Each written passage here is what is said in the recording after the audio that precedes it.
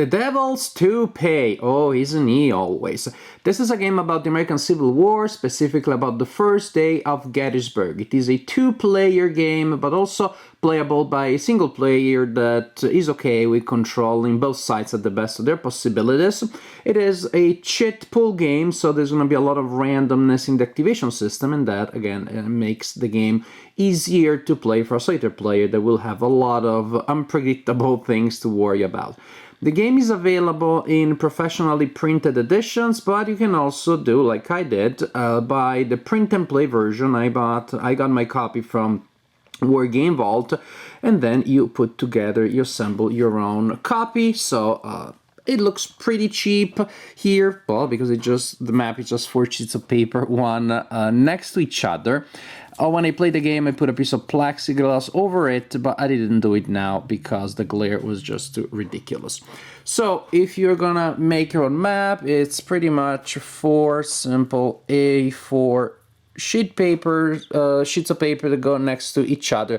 The map looks great. It's by Rick Barber. I really like the style of this map maker. Everything is hand-drawn, and so it has a certain vintage feel to it. The situation is the first day of Gettysburg, so if you play the campaign scenario with the whole thing, you know more or less what the script of this tragedy is going to be.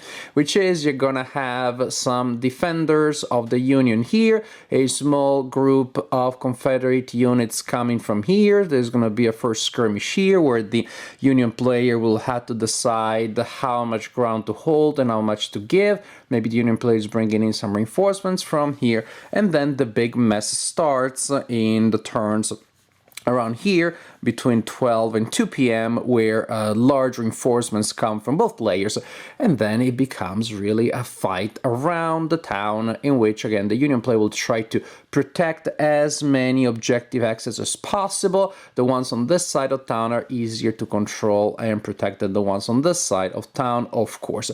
And so there will be different relocations, and as the lines switch and move around. I don't know why I can't figure out the right word. As the lines move around, and again, it's always a trade between control, how much ground you control, and how much blood you're willing to spill. Now, the game is based on the blind sword system, which I reviewed in the past, and if you saw any of those videos, you know that it is a system that I like very much, because, again, I do have a designated human opponent, but still I play a lot of my war games late at night, because that's the only time when I have time. So I play a lot of my games solitaire, and again, the blind sword system is fun per se, and it is also very friendly to the solitaire player. This, however, is not the blind sword system exactly or only. It is a modified version, and I read online it's supposed to be a streamlined version. I would not have been able to tell that from the game itself, because the game does streamline some things, but also adds other things on the other side and makes other things more complex. So ultimately, it seemed to me almost like a zero-sum thing. At the end, it seemed just at the same level of complexity and playability as the blind sword system, but I have to learn more rules to get there, so that's the big difference. Now, as we said, it's a cheat pool game, so you will have activation chits representing different commanders, and you will place these activation chits in a cup, but you'll place them... I missed the cup.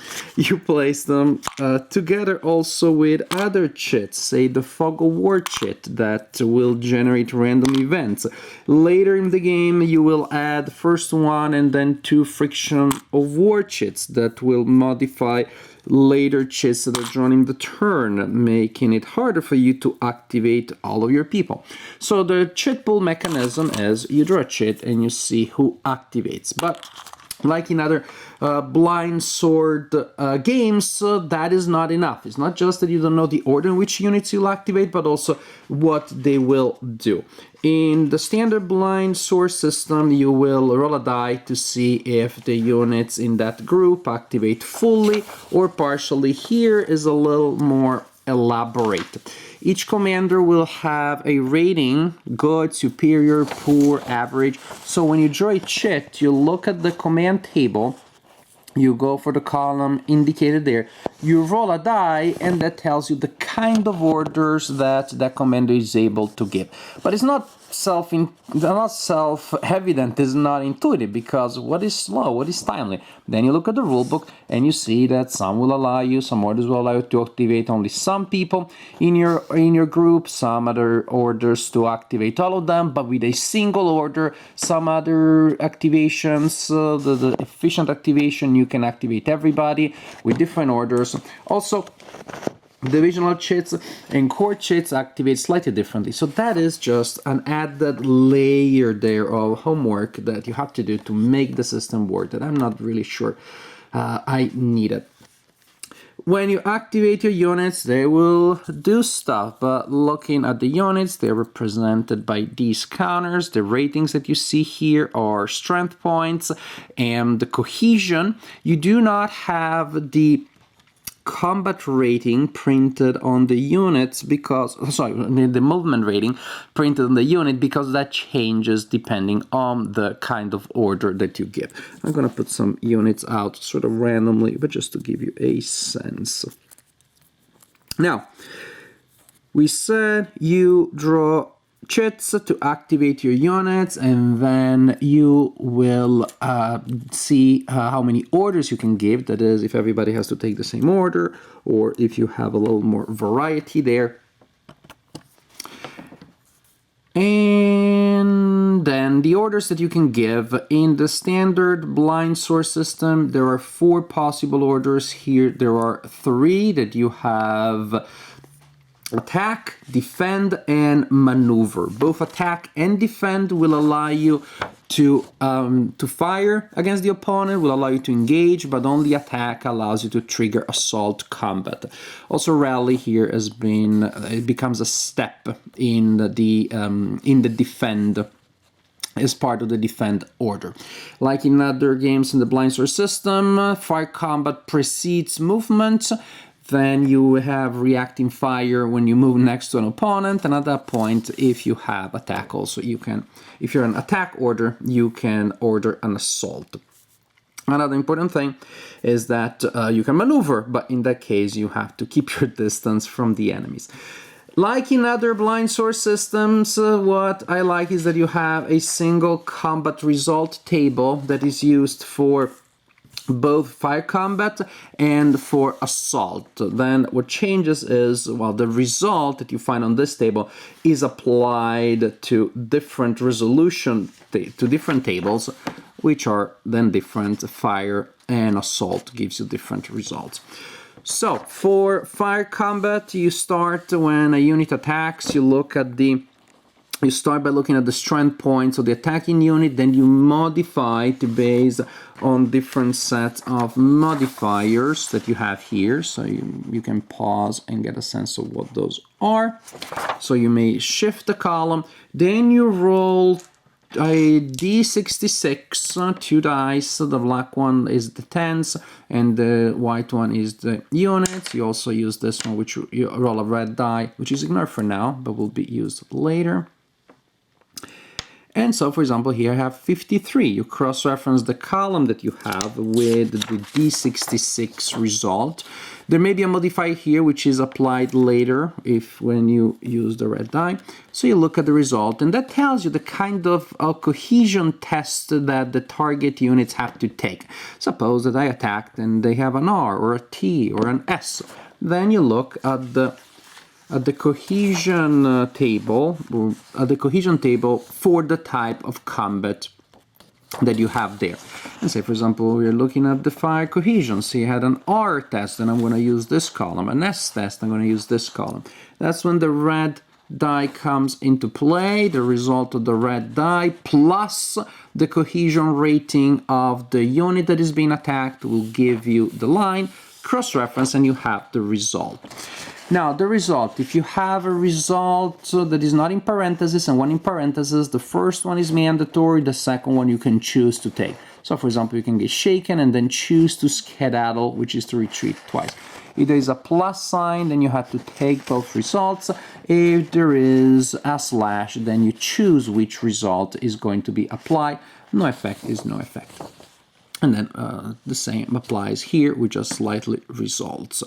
An important change in assault combat, which is something that has been made to make the game more fun. When you're playing 2 players, it gives both players something to do, which is basically, in assault, both players will get to resolve an assault. So both players calculate what column they need to use, both players roll, and they check and say, in the assault, I get an R result, and you get an S result. Then, to see what that actually means, you go to the assault table and you cross-reference those results to get the result. Frankly, it sounds a little bit like console Danshai, where you roll dice to see how many dice you roll. And here you resolve combat to see how you resolve combat. And I don't find it all that necessary, especially because it just so happened I did play this game Solitaire. And so it's just, if you play Solitaire, it's a lot of work. So I would say that this game is less viable for the Solitaire player than other implementations of the blind source systems. Another thing is that units, the cohesion rating may be lowered if you do not have support. Your units do have support if they're next to units of the same division. If they can have support if they're next to units that are not from the same division, but there are other rules that have to do with the status of the units. Just extra layers that you add there. So, in general, this is the idea. Each turn you will have a phase where players have a command phase in which they get to decide about event chits that get in the cup. So on one hand, a lot of randomness because you have more event chits in a lot of other games. On the other hand, you have some control over those. When I play Solitaire, what I do is I place random events in the cup, so that adds to the chaos.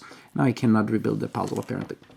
So, command phase, where you decide which chits go in the cup, or if you're like me and play Solitaire and don't mind randomness, you drop a bunch of random chits in there. Then you have the special artillery phase, in which players will alternate activating their artillery units. They get their own special phase, like in other blind sword games. And then we start drawing chits. And again, when we draw, first we decide, rolling on a table, which type of activation the units in the group receive. Then you give the orders, then you resolve the orders, which will have to do with, well, attacking, moving, firing, launching assaults. Resolve that, and you continue like that turn after turn until the end of the scenario that you've selected, and at the point victory is based on how much damage inflicted on the enemy and also on control of key locations on the board.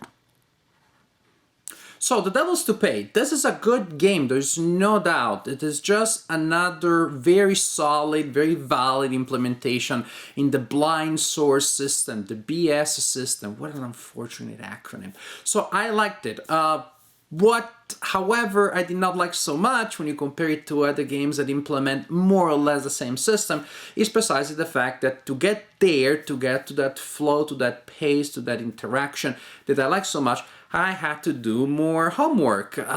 Maybe it's because I'm getting old, I had kids 10 years ago, so I'm 20 years older now. I'm getting more distracted. Screw up! But one of the things that I like about playing games in the same system is precisely that it reduces the amount of rules that I have to learn. I really enjoy playing the other games in the blind source system because of what they are and because how easy it was to get into them after I played the first.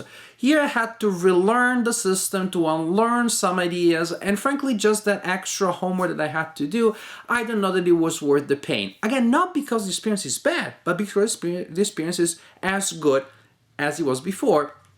So having to worry about, hey, how does support really work here? Oh yeah, we don't have that order anymore. Now this is part of that other order. The command system to see what kind of activation you get, it gives you more flexibility and more nuance actually, because in the traditional standard blind source system, it's either full activation or limited activation. Here there's more nuance, but you have to get some more work both to learn it and then to implement it, because for a while you will not know exactly what an efficient or a timely timely activation are. It just is a little less self-evident. So, but then I like that, actually. I like that. It almost felt, however, it almost was like Blind Sword's advanced system, rather than what appears to be apparently the opposite was the objective here. I like that extra nuance. That is probably the one aspect that when I get into it, I liked more, and it was okay to have the advanced version because it gave me more flexibility. For the assault system, that as a solitaire player I had to do it twice to get to the same point, that is something that I did not like to learn the extra rules. I did not like it. I did not feel that it gave me any extra bonus, and definitely the implementation made it a lot more cumbersome. Late in the game, there may have been times where I did not assault just because I didn't want to go through the procedure. I just fired a lot more. So I don't know if that warp the overall situation. But the overall narrative arc, the overall historical development is right there, and that is of course why you play historical war games. You go through all of the extra work of learning those rules. Even when an introductory war game is still going to be more work than a non-war game, or most non-war games. So we want to see the history, we want to see those events come alive on the board, and that is what happens here. The fact that the game, quote unquote, follows the historical script, of course, is a plus, not a minus. It means that the game has hardwired the many historical dynamics and forces at play, and so when you play historically, you will tend to follow historical lines. But then the game also comes with a lot of what-if opportunities. Even if we just play the standard game, of course, you can attempt different maneuvers, defend different places, attack in different places, and this is something good about the situation depicted here, and of course the game that depicts it, which is the game has a lot of flexibility because there are a lot of different victory point objectives, and so it's not that you have a single front line and you push and then I push back and we kept going tug of war that way, but rather you can shift things around, you can move different units in different ways and attempt to put an emphasis on certain areas differently. Well, of course, the other side then will do something you don't expect, and again, you are moving the front. The situation is fluid, and this is something that makes the game fun, of course. Fun per se, because of the tactical possibilities that it offers, and fun in particular also because it feels that the what-if situations and decisions that you decide to explore seem to be historically consistent, seem to make sense, seems to be reliable what-ifs. On top of that, you can experiment with even more what-ifs as the game gives you a lot of optional things that you can add, remove. You can have additional optional reinforcements so that you had to pay for in terms of victory points that you give to the opponent. So it's a game that has a solid historical backbone, but also, if you want, allows you to experiment in a lot of different ways. The system, as I said, is solid. The one thing I don't like so much per se is that you have to do extra work to get there. But ultimately, the pluses and minuses, it feels like it has very similar experience to what I had in the Blind Sword system, the standard system. Again, with the fact that the game is probably less suitable to the solitaire player than otherwise. And frankly, a game that I can play with a human opponent over myself, and one that I can play mainly with a human opponent. Well, it's just a little narrower in the terms of what the game can do. The Devils to Pay. It's different from the Blind Sword system, and yet is similar, and yet is different. Pluses and minuses. This is my general analysis. So, frankly, other things being equal, I wish there was a way of playing this situation with this topic just in the standard Blind Sword system. But it's okay that I had to learn those extra things, because ultimately playing the game was fun, and ultimately that is what matters the most.